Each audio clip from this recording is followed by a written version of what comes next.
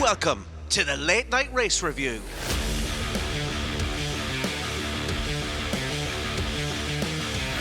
Max Verstappen gets a pat on the bum as Lando Norris picks up P2 for fun.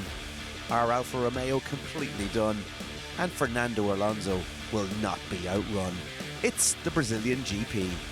We wrap it up with a look at our fantasy league and our predictions game, as always. Don't forget to support the podcast by hitting those like, follow and subscribe buttons. Welcome back to the Late Night Race Review. I'm Owen Scott, and with me as always is Dave Jericho and the Spanish smoke show Isidro Consalves. On a weekend that saw Ocon uncharacteristically blaming someone else for his mistakes, a formation lap crash, a turn one crash, an Alfa Romeo generally being shite, and an amazing photo finish to the race for P3. It was a belter of a race weekend, Dave, wasn't it? Yeah, I was waiting for you to say that we were at the German Grand Prix or something. Yeah, it was, the whole weekend was great. I loved the sprint race. I loved the feature race or the Grand Prix. Yeah, I loved it. It was great. Isidro, what were you thinking? I think it was a great race, especially the fight for the third place up to the end between Perez and Alonso. I think that was excellent. Yeah, it was fantastic to see, wasn't it? Are we generally now in favour of the sprint weekend? Is this something that we want to see staying around, or are we one of the naysayers who wants it to go away? I don't know. Yeah, I'm still on the fence. I mean, it's hard to say get rid of it when you have kind of races like we had there on Saturday. But yeah, I don't know. I'm still on the fence because there's still a lot of shit races and sort of races where you see kind of teams that are more concerned about, not damaging their car. And then you've got other issues where kind of teams are coming out saying, well, they don't get enough setup time. And that's what Leclerc and Lewis's, what was it, that their excuses were, wasn't it? Due to the floor issue and stuff like that. So I don't know. Yeah, I suppose. Yeah, I suppose if I'm gun to my head, yeah, keep them. Yeah, keep them. Yeah. What about you, only keep. I think only 3 a season. Sorry, I don't think they shouldn't be. Don't expand it too much. Just 3 a season. Okay, Isidro, what do you think? It's still the same with Dave. I'm still on the fence. I think in a way it's good that you have more races, but from another point of view, the teams don't have enough time to prepare the cars. And also, the sprint race kind of dictates what they are planning for the next day. So kind of the surprise is ruined because we know what will happen. Well, yeah, I think this weekend obviously being an exception to the rule. Yeah. Before we get into the actual race itself, did anyone actually see the grandstand roof collapsing? This was no, I missed it. That was on qualifying. That was on the Saturday or the Friday or something. No, Friday, qualifying, wasn't it? Yeah, qualifying. No, I missed that. Yeah, there's a hell of a lot of damage, and they were lucky. I don't think anyone was injured in the when it collapsed, but yeah, it's unbelievable damage. Look up the images of it.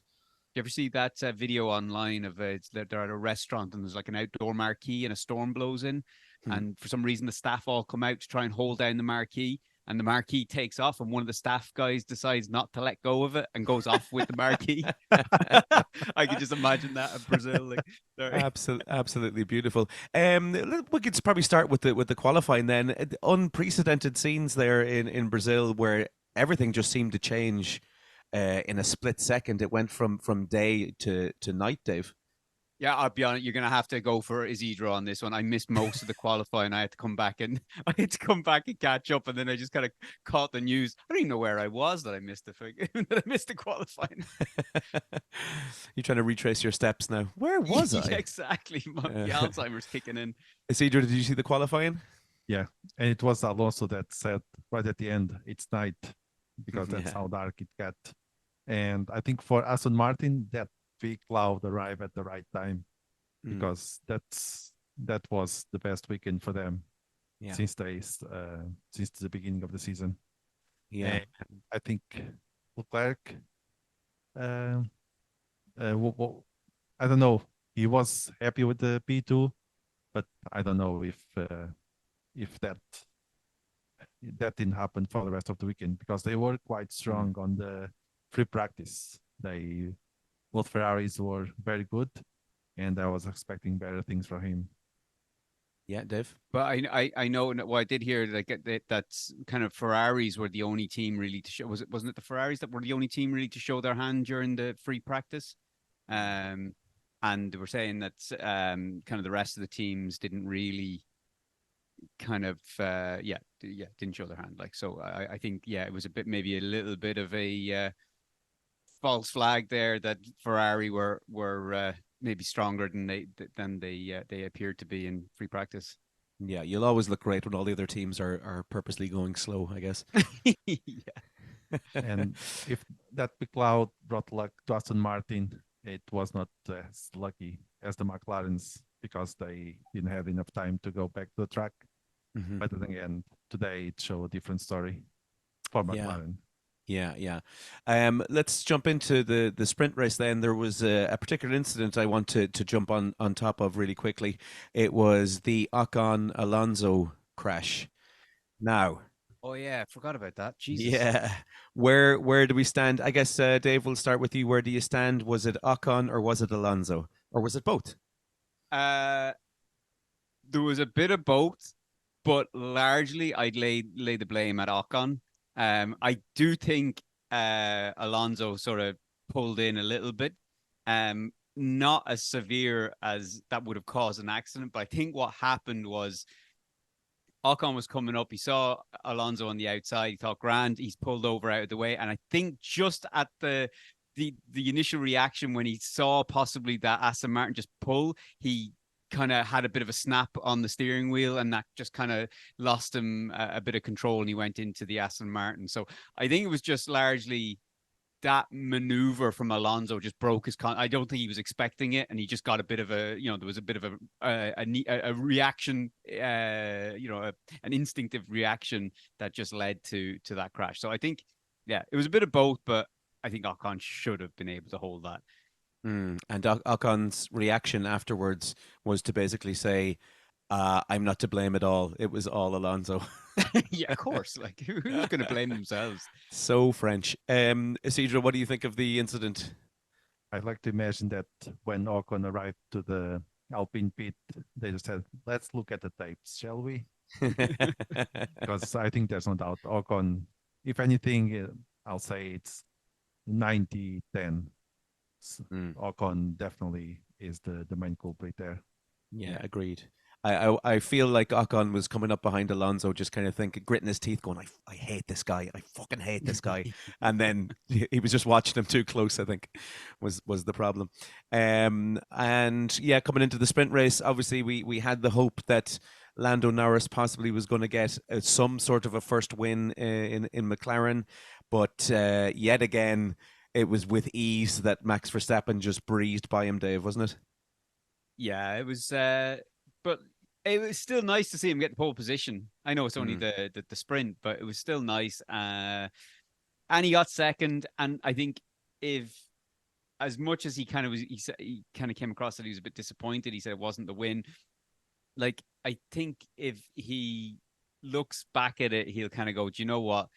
Even if we got second place for the next two races, including obviously Brazil being 3 races, then I think that is a damn good end to the season and puts them in shape for next year. So I think he just kind of, I wouldn't be too disappointed with that, not getting the win. I mean, you are literally starting to maybe put a little bit of pressure on those Red Bulls. Not enough maybe that they're sweating too much, but putting a bit of pressure on them. I don't think they're going to be worried somehow. Isidro, what do you think? Is there ever a hope of anyone else getting a win at the moment, or should we just forget about it? 2's the best you can get. Yeah. I think Red Bull has everything covered. Even today, we could see that as soon as Norris was side by side with Max just decided, well, you had enough today, and that was the end of it. After a few laps, 2, 3, 4, 5 seconds, and that was it. But next season, the way that we are seeing things, I think McLaren will definitely be a stronger team. Yeah, good signs of life there, and signs of life from SergioPerez for the first time in a while.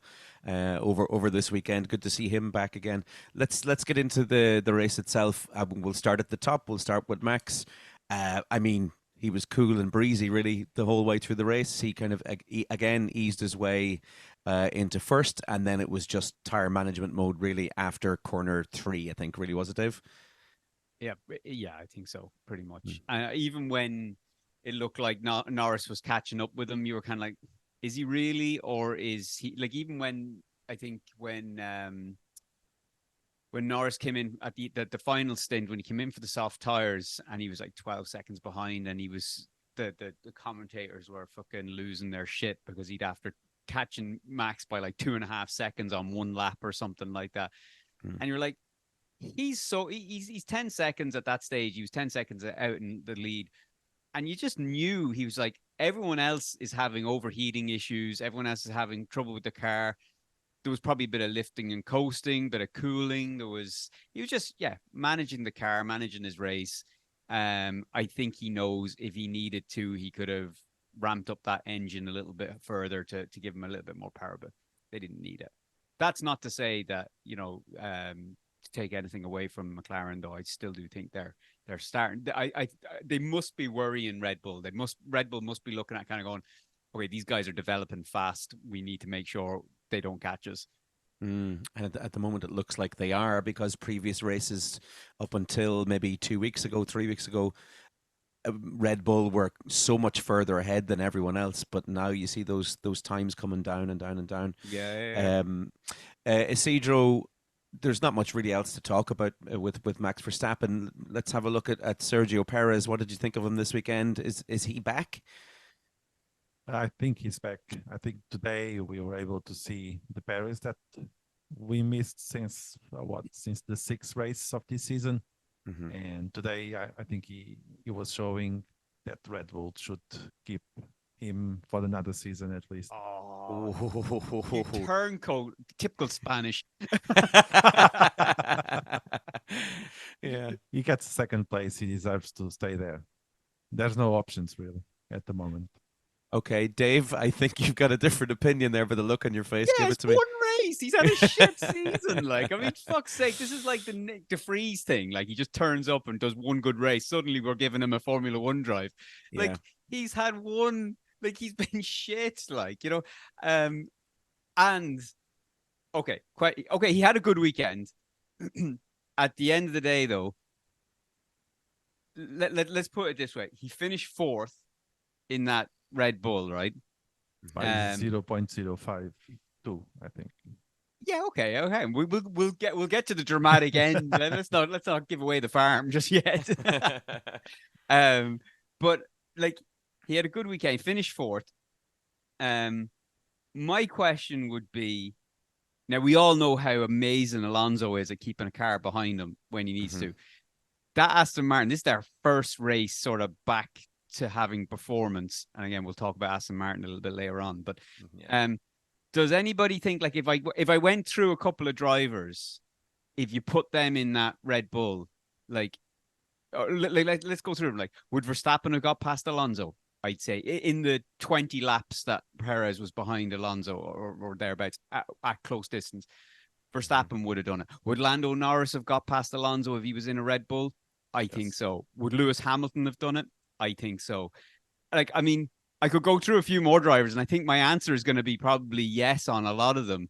And I noticed when we went on board with Perez that so obviously the overtake into turn 1 was probably a little bit of a negative, because then you left yourself exposed to the second DRS then. But what I did see, though, from a lot of people that were overtaking going into turn 1, they were braking later. But if you went on the onboard with Perez, he was braking much earlier than most other drivers who did the overtake into turn 1. So I think he actually could have taken Alonso into turn 1, or if he broke later, he and had the confidence to control the car, he probably would have been close enough then going into the second DRS, because that's what everyone else was doing. So I don't know. I still don't think the confidence there. I think he was braking early. He was playing it safe, but at the end of the day, I don't think he has the luxury of playing it safe.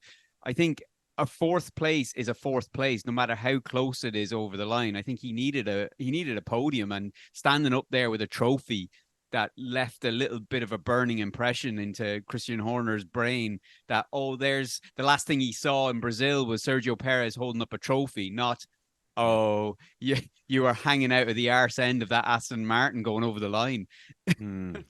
Yeah, now let me give you a hypothetical here. If SergioPerez doesn't score any points in the next two races and Lewis Hamilton comes second in the next two races, he will overtake SergioPerez for second place in the Drivers' Championship.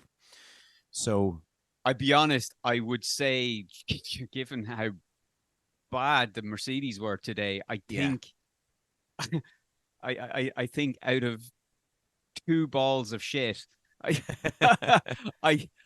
think the first one will cross the line quicker than the second one. I think, I think Perez will probably still hold that second place. I think even if he was finishing fourth and fifth for the next few races, I don't know what happened to Mercedes today, whether it was track specific or whether, the overheating was causing issues.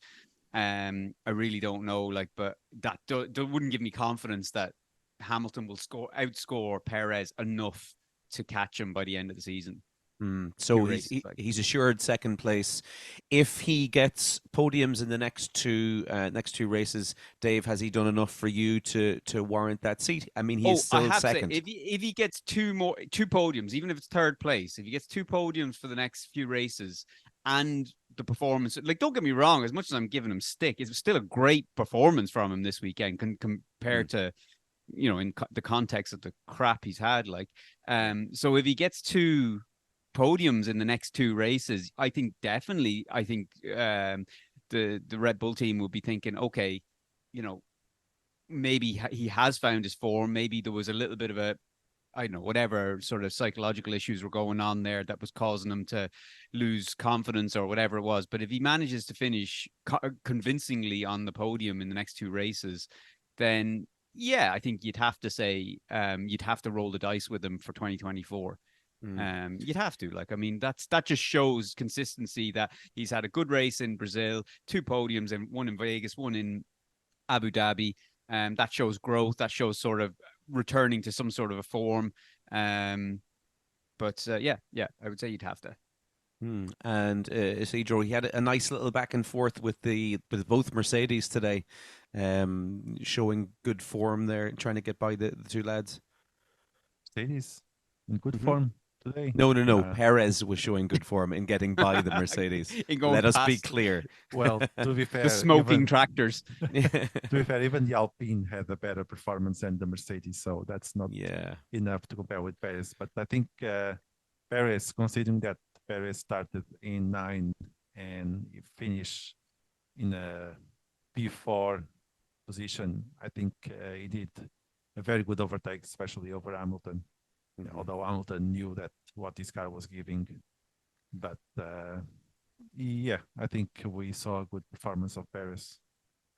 Okay. Speaking of good performances, David, Lando Norris today, driver of the day, clearly. Well, okay, I've got a different opinion we'll get also. To that at the end. My driver of the day is different. But Lando Norris, what did you feel about? Did you feel there was ever a chance he was going to catch Max? His performance was just fantastic today, though, wasn't it? At the start of the race, when he was so close to Max, I was kind of thinking, there's one or two things that's going to happen here. Well, I was kind of hoping he would have made that overtake, but then as soon as he didn't, when that overtake didn't happen, and he dropped back to 1.8, 1.9 seconds, and then holding it around 2 or something like that. I was thinking, okay, maybe he's just cooling the car down. He was quite close to Max for quite a while, cooled the car down, saved the tires, and then he started dropping back more and more and more. And then that said to me, he'd absolutely burn through whatever he had to give at the very kind of open, or the very few opening laps. So yeah, I think at that stage I knew there wasn't any chance of him catching him for the rest of the race. But that still, I'm just fucking, every time I see McLaren getting a podium, I'm just blown away because I'm just so used to, and forget about even just McLaren at the start of this season. Like, I mean, I think back to when Alonso was at McLaren and, you know, that when they were that sort of black and red color, and they were both McLaren starting at the back of the grid, like, constantly, without any clue as to how to resolve the issue. Like, so to see them not just on the podium, but there's something you can just feel there's something there in the development that they know where they're going with this to challenge Red Bull maybe for next year. I think that for me is more important than anything else for McLaren. But as for a race with Lando, though, it was after the battle with Max, it was fairly quiet for him, really, wasn't it? I mean, yeah. He didn't have a lot to do. He was sort of in no man's land between third and first. So, yeah, that's what I'm saying. I disagree with the driver of the day, but we'll get to that. Isidro, you don't think he should have got driver of the day based on that start alone, going from P6 right up to P2? No, I wouldn't give Norris driver of the day, even though he had a very good drive. And like they were saying, McLaren is definitely getting stronger and stronger by weekend. But his race was just more like Verstappen. Once they are on front, that's it. Just a more of managing the tires, taking care of the car. There was no overtakes to be done. There was no pressure from either Max in front or Alonso.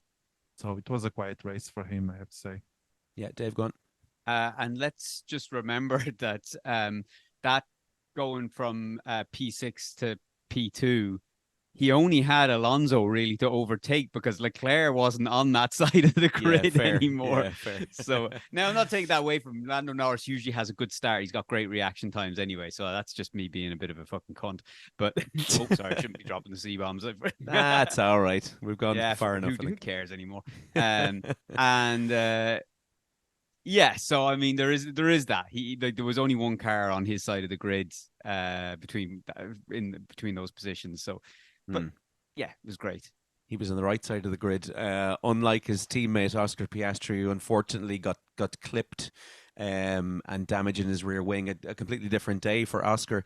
But Dave, there was a chance. Well, I think anyway, if I was Oscar Piastri, I would have taken this one for the team, where Max Verstappen was coming up behind Oscar Piastri and going to lap him. McLaren, in the ear of Oscar, wouldn't be like, just jerk it to the left there as he's going by, would you? See, do you know the funny thing with that is, had he done that, right, or not even just had he collided with him accidentally, there would have been flashbacks to when I'm trying to think now. It was Alonso when he was at Renault, wasn't it? And who was his teammate? Was it, I want to say, Pastor Maldonado or someone like that? And they reckon he intentionally crashed, which basically has helped fucking Alonso win the race. Like, right. And it just, anytime you see someone that looks like when Nico Rosberg, remember in Monaco, and Nico Rosberg went down the slip lane and kind of said, oh, he understeered, so he had to go down the slip lane. And as a result, he freaking brought out a yellow flag that stopped anyone behind him going any faster. And then basically he got pole position, like, because of it. No one else could beat his time, even though they were on a faster. So any incident like that, I'd say you'd want to stay away from that, like the plague. Like, you just don't want, like, if you see him coming, you're just like, I'm not holding him up at all, because if I accidentally crash into him, there's conspiracy theorists gonna go absolutely bonkers with this one.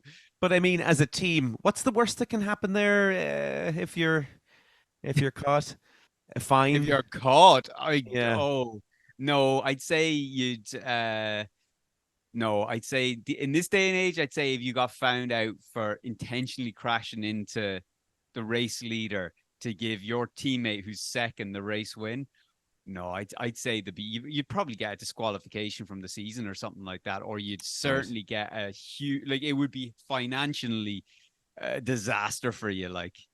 All right, Zach Brown, code words is what we need. Code words. Yeah, yeah. He just shouts blueberry down the, the thing.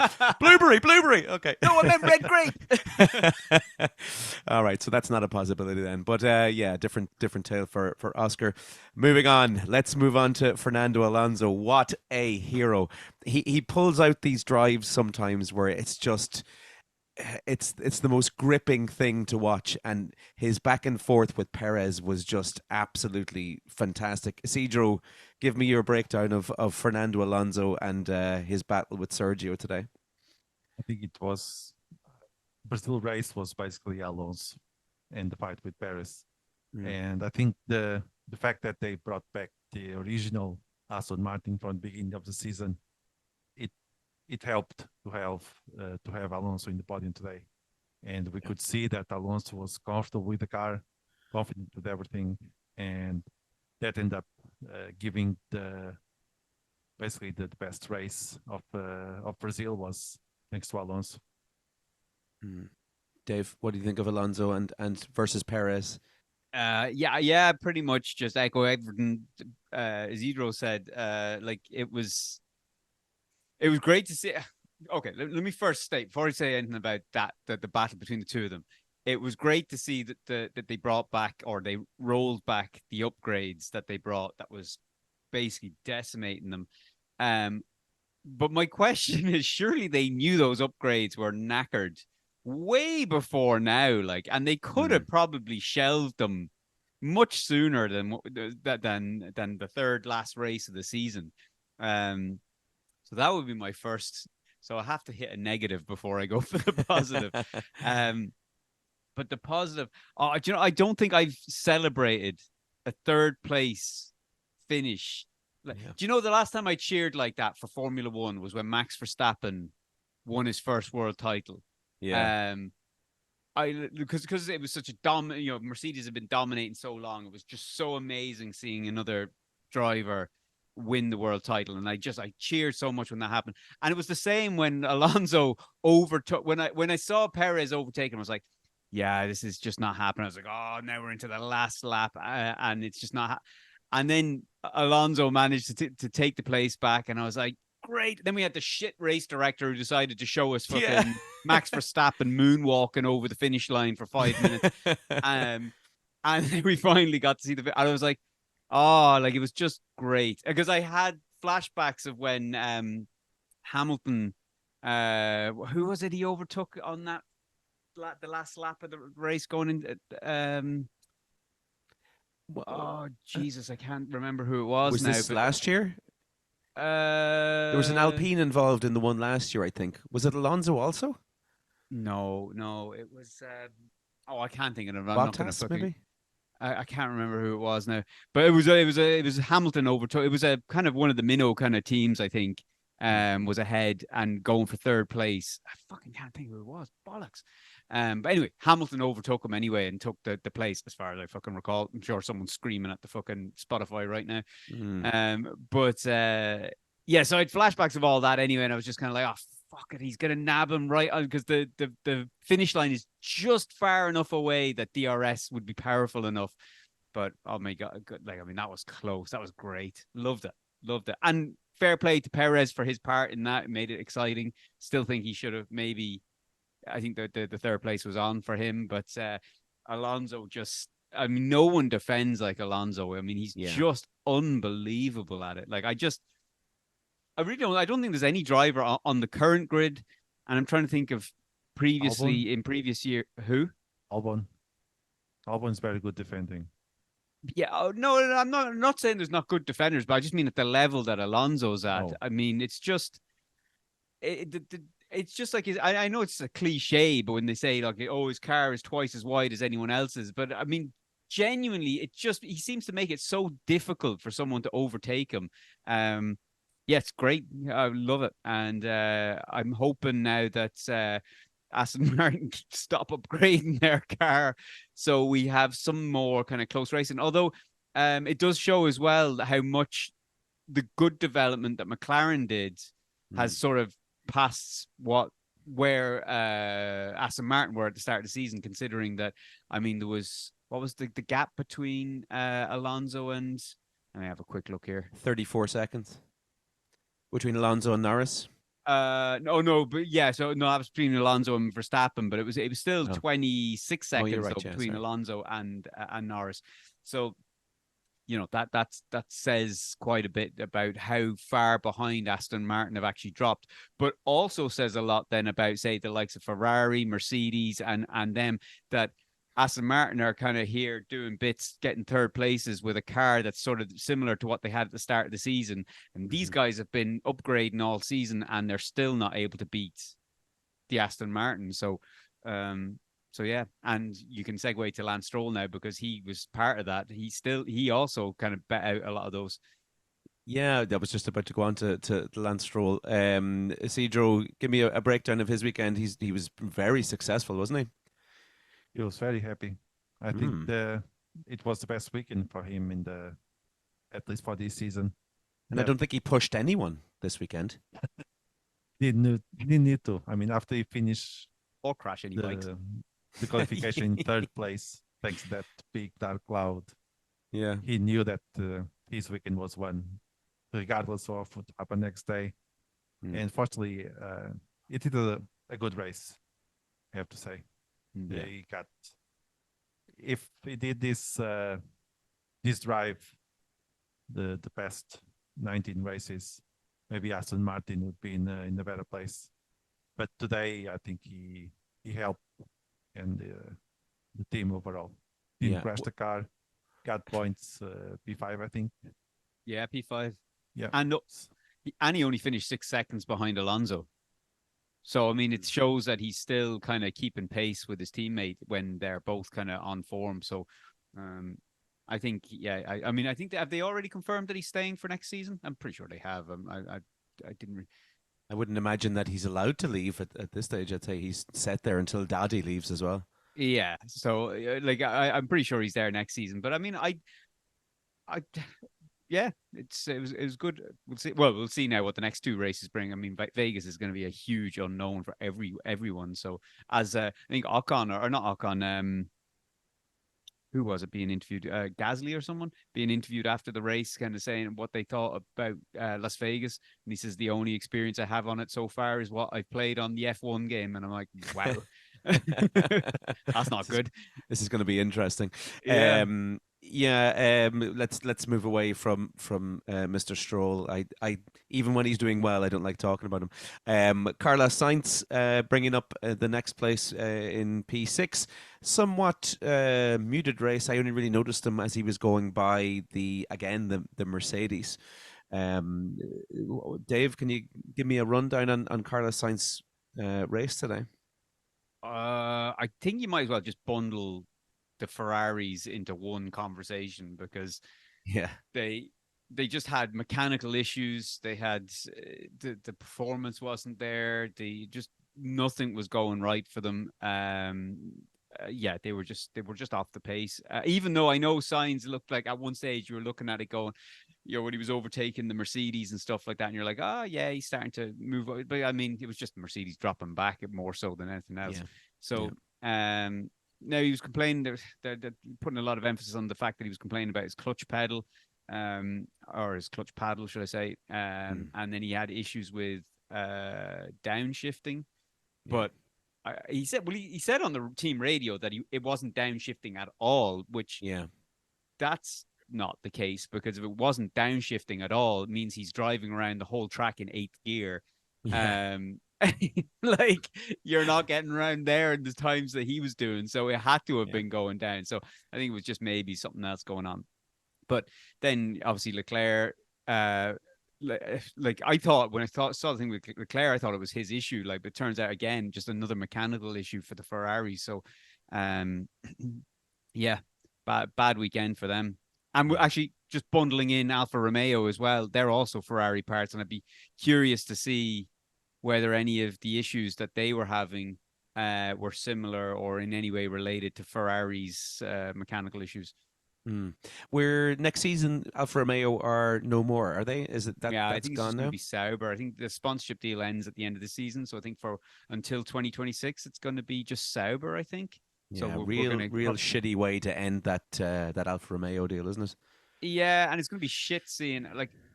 Do you remember Sauber? The colors that blue and like it was like it was like fucking if Lidl put a fucking car out in that fucking special offers aisle, Yeah. and it's just like it was just like a bland generic, you know, waiting for some sponsorship to be stuck on a car, and it was awful. Like, so I'm hoping they maybe just spruce it up. Someone throws an old fucking design at it for the next kind of 2 seasons while we wait for Audi to come in. Yeah, it'll be interesting to see. I hear some sort of rumors about Audi actually pulling out. I don't know if that was confirmed or anything, but I saw that the other day that there Really? is some issues. Yeah, yeah, yeah. You might maybe want to Google that just in I'll case I'm Google absolutely that while talking you're out my arse. waffling there. Isidro, we'll get on to probably the biggest part of the start of the race. Obviously, was the turn one crash. Now, who do you pin this one on? Albon was involved, K-Mag was involved, and who was the other side of K-Mag? Actually, I know he got boxed in. Hulkenberg. Was it Hulkenberg? It was another Haas. He was able to get out without any issue. It was But both I don't Haas's. blame anyone. For different cameras, from Albon perspective, Magnussen perspective, everyone in front, all the cameras, I wouldn't blame anyone. It was just genuine incident from the race. Mm-hmm. Unlike the Ocon Alonso, that was clear finger point at Ocon. Yeah, of In course. the turn one incident, I think there was no one fault. It was just well, it happened. Pretty much just a racing incident, really, isn't it? Yeah. Just I see. for everyone. I see an article. Go on, yes, go on. Ricciardo that got hit by the tire, and that affect the AlphaTauri performance. Yeah, Piastri coming off that turn one incident pretty badly as well, dropping way back. But I see an article there on breakingnews.ie. DanielRicciardo escapes injury after car struck by flying tire in Brazilian GP. Oh, that was a little dramatic. Yeah, I mean, it said that it's narrowly flying over the top of Ricardo's head, but I mean, all of the cars have halos. Nothing's really gonna. No, yeah, hurt that was dramatic. Like it was a squashed tire. Don't get me wrong, if it hit you full in the face at flat out speed, like it's gonna hurt. Yeah. But I mean, the halo's there now. Like Nothing's getting in there, right? Philip Duncan, the correspondent for BreakingNews.ie, put it back in your pants, man. And just before we go any further, since there's been some sort of change in the CEO, in the management board and stuff like that at Audi, they're sort of reassessing their position with the Sauber team for 2026. So we could have Sauber beyond 2026, perhaps. Yeah, no, they're saying that they're not sure now whether, like, they're saying Sauber's being very coy on whether they're going to run a Sauber for the next 2 years, assuming Audi's coming in 2026, or if there's going to be a new naming deal with someone for the next 2 years. So you never know. Fingers crossed. It could be the little fucking. It could be the little racing team or something like that. Oh, they should do that. That would be amazing. Yeah, that's going to be interesting to see. Do you remember when Lidl brought out the clothing range? No. Do you not remember that? Oh, hang on a second. No. Google the Lidl clothing. Here, I know people can't see what we're doing here. Lidl clothing. Jesus. I was trying to get the sponsorship from Lidl for next season. What's that? When they have a Lidl sponsorship for next season. Yeah, like if they were the naming team, right? And then yes, just looking at the little clothes. Like they brought out these like the runners and the socks and stuff. It was just basically the little colors, like the yellow, blue, and red. But like the lads all dressed up in the race suits, they'll look like fucking little Lego brick men, like, or something. Fucking brilliant. Is there a possibility now with the Audi deal? Somewhat on the fence that Andretti could step in and take that, or do they want to just? No, I don't think, because I don't think Sauber, Andretti want their own team, like, right, okay. So I don't think Sauber are interested in selling their franchise, like, so I think Sauber still want to retain that and just have a naming partner or share or sell a stake in the franchise. I don't think they're looking. I think Andretti wants a full 100% ownership. Although they're saying that they're partnering with Cadillac or something, aren't they? Or General Motors. Sorry, not Cadillac. Okay. Yeah, I don't know what's going to happen there. If the Audi deal goes off as well, it puts that whole Sebastian Vettel coming back to F1 thing in doubt also, doesn't it? I think it's going to be in doubt anyway, like, because he's only going to come back and everyone's going to compare him to how well Alonso's doing at the moment. So if Sebastian Vettel comes back and he's at the back of the grid all the time, it'd be a sad end to a legend, wouldn't it? Right. Let's get on to more sad ends. Mercedes today were absolutely absolutely woeful. I think George Russell spent most of the day whinging down the radio. And Hamilton didn't have a good day of it either. Dave, give me your take on Mercedes. Go. Do you know, I have to say, I agreed with George Russell at the start. Don't get me wrong, they fucking tanked him. Just absolutely fucking shit the bed towards the end. But I agreed with him. Yeah, I'm not, look, you know me, I'm not a huge George Russell fan. I think he's a great driver, but I think he's a bit of a pillock. But in terms of what was going on at the start of the race or the first sort of half of the race, I agreed with him. I was like, what are Mercedes doing? Like, he was clearly faster than him on both stints. Faster than Hamilton. And on the first stint at the start, he was saying, I'll play the team game and I won't overtake Hamilton. And you were like, okay, fine. It's early days yet. Let's see how the race pans out. It's clear he was quicker than Hamilton already at that stage. Hamilton's dropping off. The race commentators, look, I know there's a lot of Formula One fans out there that scream at Sky being fucking Lewis Hamilton bias and stuff like that. I tend not to agree with that. But today I was like, I saw a little bit of it. They were like, "Oh, Hamilton's just managing his tires, just managing, it's not that George is quicker than him. He's just managing his tires." And I'm like, "What fucking race are you watching?" Like, because I see him dropping back from 4 seconds to 6 seconds behind. I think it was Alonso that was in front of him at that time, and George Russell was right on his hoop the whole time. So it was clear that George Russell was faster, and then on the second stint, he was faster again. And okay, I think he maybe, I don't know whether there was any orders not to attack or to try and overtake, but obviously ran the risk of taking them both out. But he was right behind him. All he was doing was burning up tires, overheating his car, which was causing issues, and he had brake issues at the start anyway. So yeah, I mean, look, before obviously the second half of the race, they completely tanked it. But I have to say, I agreed with George Russell at the start. I think he was being held back behind Hamilton at their own the cost to themselves. Oh, and then they decided to go for the early pit stop for the medium tires when the soft tires were still pumping in faster laps than the mediums did, and then wondered why they were coming out of position. And you're like, oh, Jesus Christ. Like, I mean, it was like fucking Ferrari had just stepped in to run the show for the day. Yeah. It was just so unlike Mercedes. I know they didn't have the power. The cars were a bit shit today, but the decision making as a team was woeful. And it's not the first time this season that's happened either. Like, yeah. Toto talking, I think in qualifying, maybe just saying that the setup seemed to be just all wrong, and they had some tweaking to do, and they didn't feel that, just the turn of a wrench or something wouldn't fix it. It's something that they just couldn't fix, apparently. Throw a wrench at it, maybe. See what it does. Isidro, obviously a lot of stuff that Mercedes could have done differently this weekend. Yeah, a little bit. But I could see the reason why they didn't want George Russell to overtake Hamilton, because Hamilton is the only one fighting for the second place, and considering that Perez got more points on the sprint and Hamilton was in need of points, so I could see the reason why they prefer to have Hamilton to score more points than George Russell. But then, as we saw in the race, both Mercedes started dropping. At one point, I thought that Hamilton would be out of top 10. I think Sky would lost their mind if that would happen. That's all right. He's only managing tires for the next race. For the next race.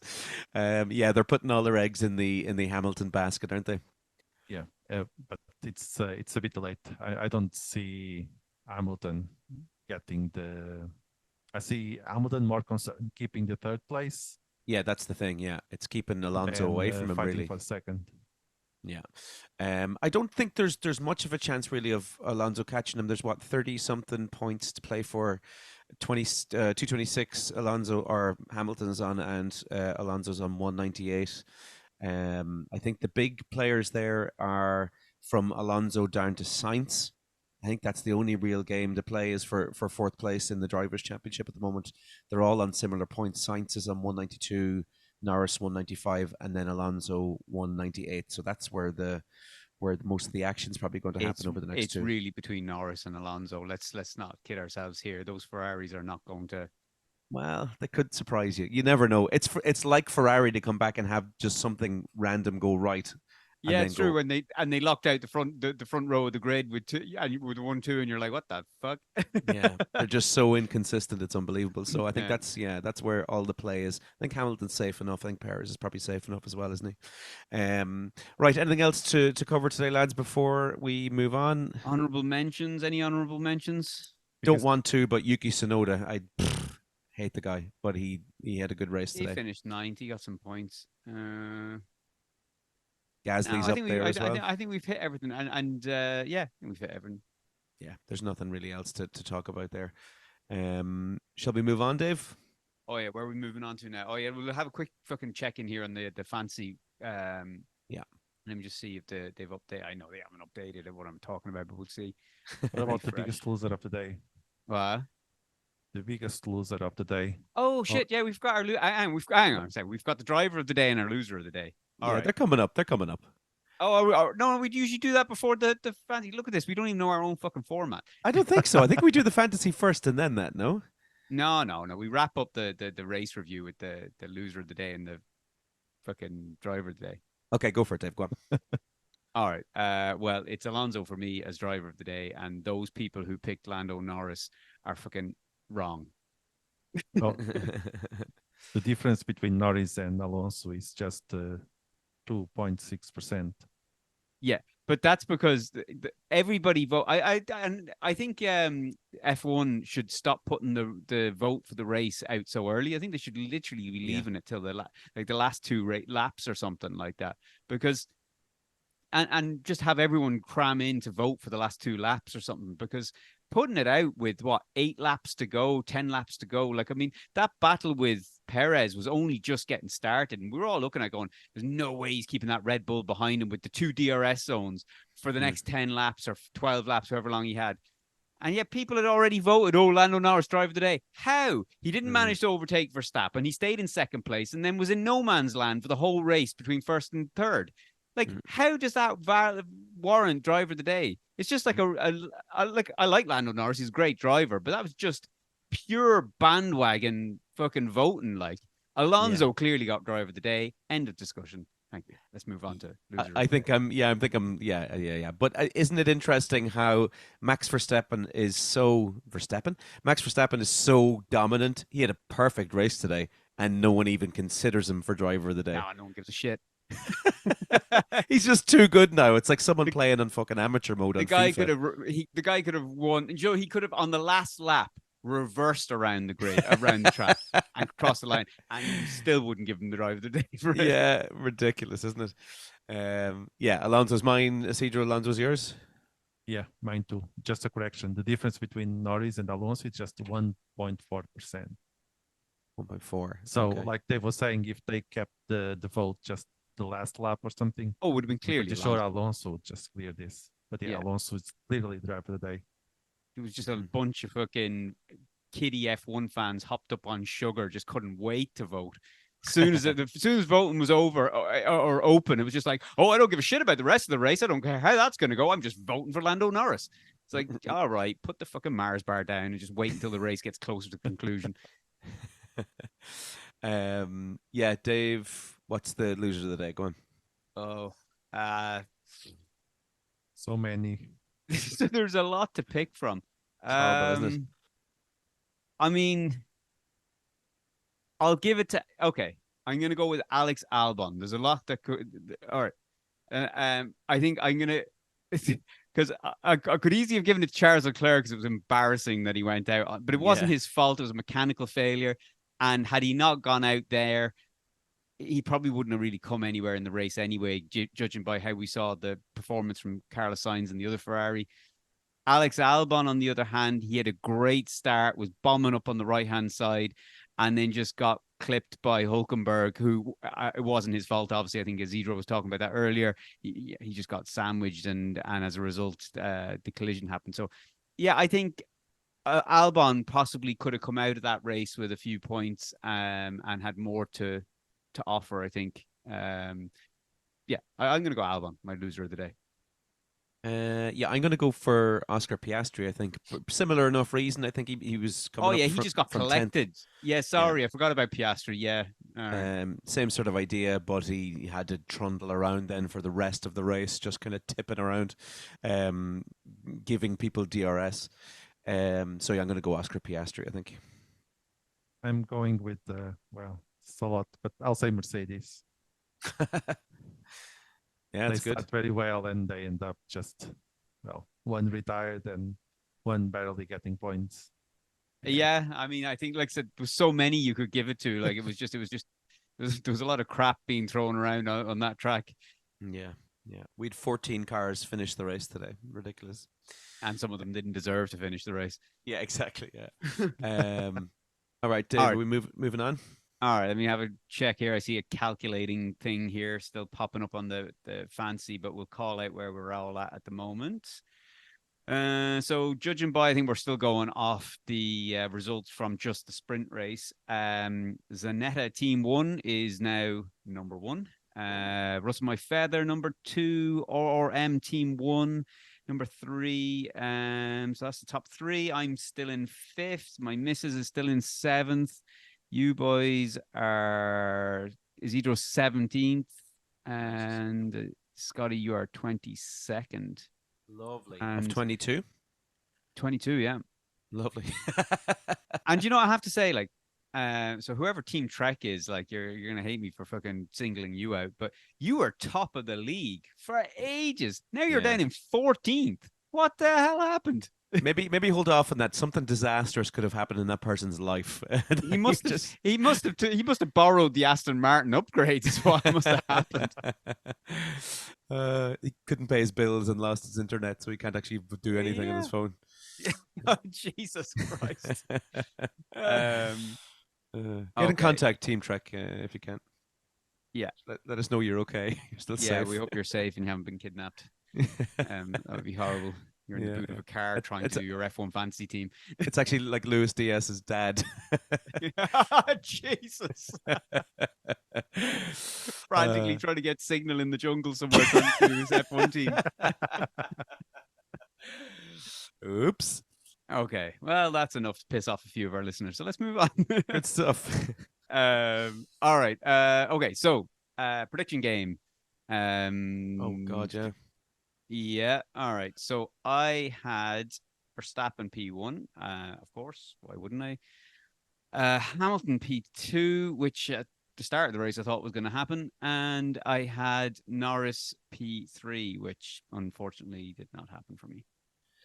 I am currently scrolling, but I think I had Verstappen P1. You did? I had someone P2. Who was it? Yeah, Hamilton P2. Hamilton, and I had Norris P3, I think. No, you did not. You had Leclerc P3. Oh, did I? Yeah. What a dick. Yep. Hang on. You think that was bad? Wait till you hear Isidro's. All right, go. Yeah. I had Verstappen Oh, look at that. first, and then Hamilton second, and Russell third. That is God. absolutely fantastic. Mercedes disappoint me. They did indeed. Okay, Hilarious. so my my flop was Russell outside the top 10. Close. How close was that to happening? Yeah, it was pretty close, yeah. And I was kind of like, and then the retirement, but I thought, maybe they'll just fucking keep limping that car around to the end and you just pony up at the back of the grid somewhere. No. All right, goose egg. Oh, nice. All right. My one was Ricciardo outside the top 10, which definitely did happen. He was close to being a retirement, but he kept on going. I was disappointed because I remembered that you had Ricciardo outside the top 10, and when I saw the I thought it was going to be a DNF, and I was like, yeah, that's enough to fucking wipe off your points. Then he was getting the car back out, and I thought, okay, at least if it's a standing start, he'll start from the back of the grid, so there's still a chance he'll fight his way back up. And then I realized they had to start from the pit, and even worse, because they didn't follow the epoxy safety car, they finished a lap behind, or they started a lap behind everyone else. Ridiculous. And Isidro Had Piastri DNF. That was close. So I'd say you are praying to the wing gods that rear wing wasn't getting fixed. Just take him out of misery. All right. My surprise, Alonso top 10 was a surprise because I didn't realize removing the upgrades was going to work quite so well. So that's a 1 point for me. Scotty. Yes. Lucky Scotty. Yes. My one was Gasly inside the top 10, which did also happen. Oh yeah. I'll be honest, as much as a surprise that was, Isidro bring on the big guns. Top 10. Noda, top 10. Unbelievable. All right. Well, it doesn't take a math genius to realize that Scotty won this week. So the tables here. Oh, yeah, Isidro. Isidro, you are now joint second with Scotty. This is, or joint last, whichever way you read it. Yeah, I first see that third. Yeah, the last few weeks now I've been climbing back up. Isidro, you've been falling way behind, buddy. I mean, if we go alphabetical order, you're still last, Scotty, but we're not doing that. Fuck off. This is we've only got 2 races left of the season, and it's 11 points to me and 10 for you and Scott. This is much closer than last season. I don't know what we finished on last season, but it was nowhere near as close as this. No. All right, so that's all good. So, all right, let me. I've prepared no predictions for Las Vegas, and so wait a minute. If Dave gets another point next race in Vegas, that's it. I win. He's won. Yeah. So.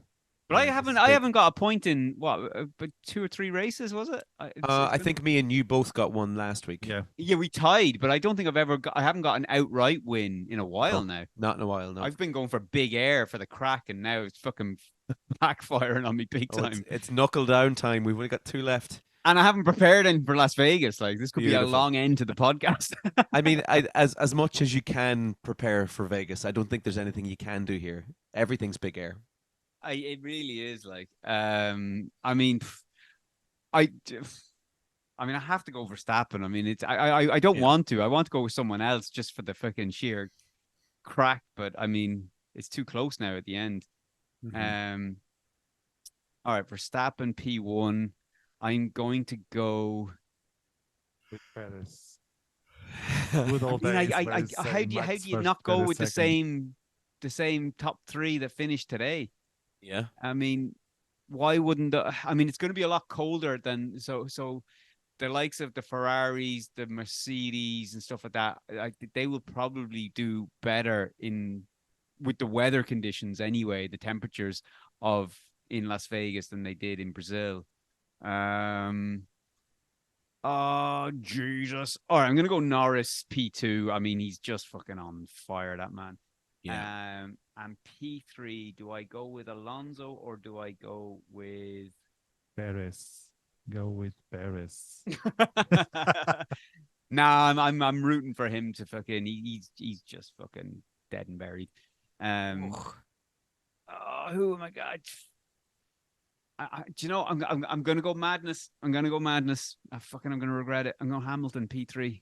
Oh, I think I just think.